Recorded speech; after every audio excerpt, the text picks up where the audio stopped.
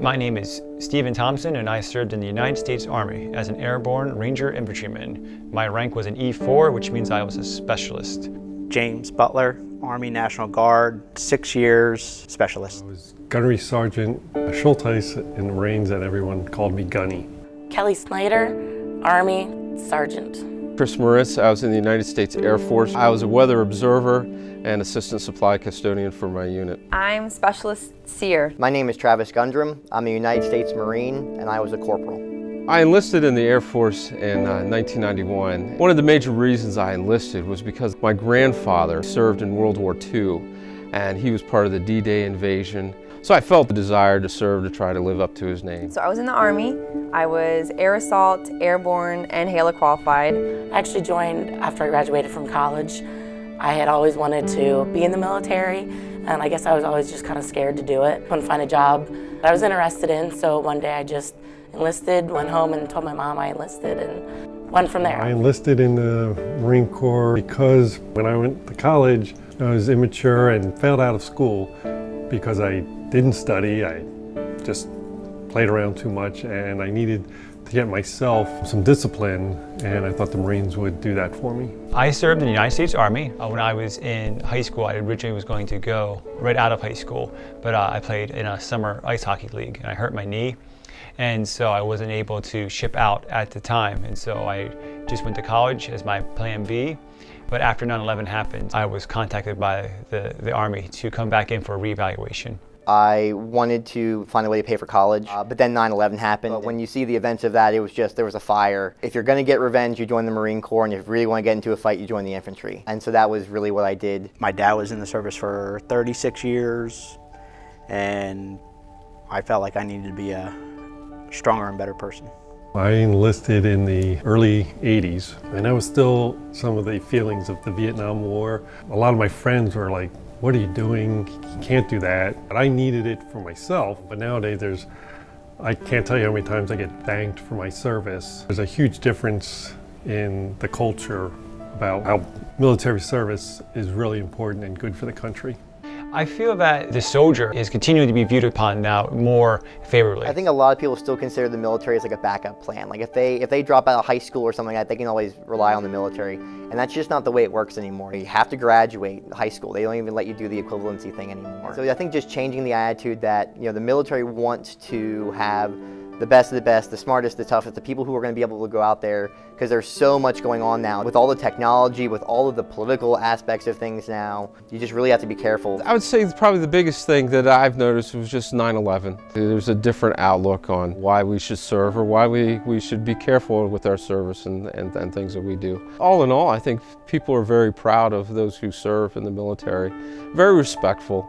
I didn't think I would make it because the boot camp, you had to have a certain score. And with my eyesight, different challenges of like lifting things, because I'm not the strongest person in the world, so I wanted to just get stronger as a person and stronger physically. Challenges, obviously, going through, seeing some of the stuff you see, dealing with death is, you know, really hard, especially at a younger age. You go on Facebook and you look at, you know, you get out of high school and you go off to college, and some kids are starting to have babies, maybe you get invited to a couple weddings, and instead I'm like going to a bunch of funerals. That would probably be obviously the hardest part. I think just being so far away from home. I was stationed in Hawaii, gone for a year on deployment, and I was also stationed in the Netherlands. My grandfather passed away when I was in the Netherlands, and I hadn't seen him for over a year and a half, so just things like that. It's just tough being away from people. Really was just the physical aspect of getting through boot camp.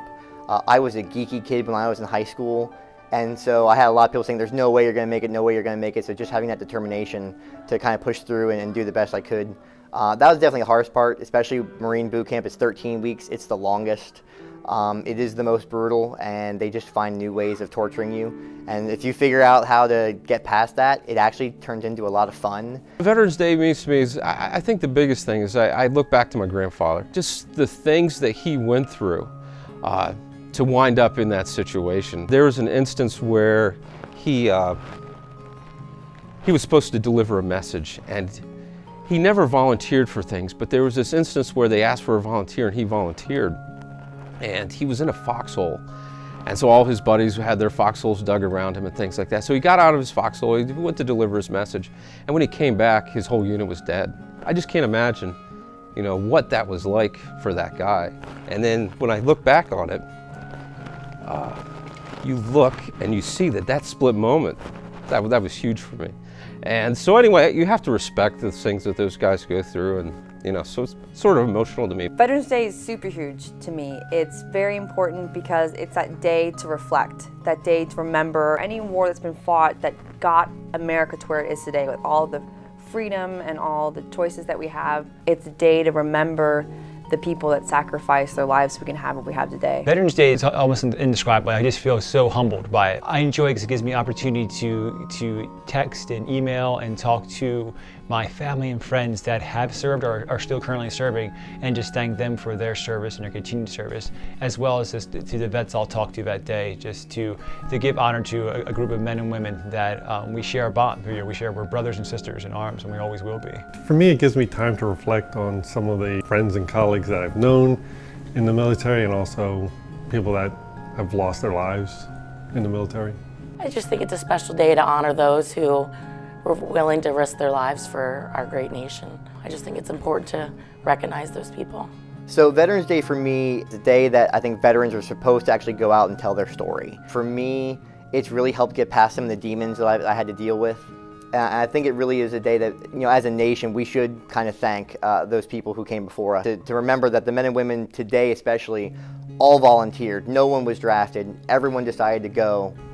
It means a lot with everybody getting together, working with each other, protecting our country. Just to recognize everybody that's helped out in the past and protected our country. I think it gives a whole country a time to reflect and thank the very few people who are in the military. Our military is incredibly a small proportion of the population. It gives time for people to think about the veterans and what sacrifices they've done for our country. It gives us a chance to recognize those individuals who have, choose for so much time to give up their freedom to defend ours. And I think that sometimes is lost, that a veteran, when they are a soldier, when they serve, they've essentially given up their freedom to ensure that the rest of the nation has freedom to do all the things they want to do. I personally think it's a great experience. I'll never feel anything like I did when I was in the military. It's just an amazing feeling serving your country and the people that you work alongside. You're willing to risk your lives for them and vice versa. The people I met in the military, they will always be family to me.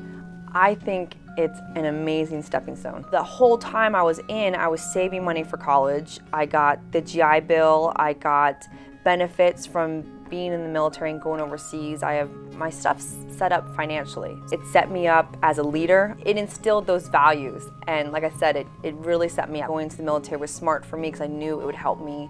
I didn't realize at the time when I enlisted how much it would help me, not only financially, but educationally, because I got more out of my studies, and as an adult, I feel like I advanced faster in the field because I had those values instilled in me that they pound into you in basic training. I know I got a lot more out of the Marines than the Marines got out of me. I mean, it's a great experience. I mean, it's not easy, but I learned a lot, I grew a lot. I'm a much better person because I went into the military. It was probably one of the best decisions I made. I wasn't quite ready for college yet. And I felt that the only way I was going to be ready was if I went out into the world and did something for my country, saw the world, served other people. And through that experience, I got to see all kinds of stuff I never would have saw. And I don't think I would have had that if I didn't serve.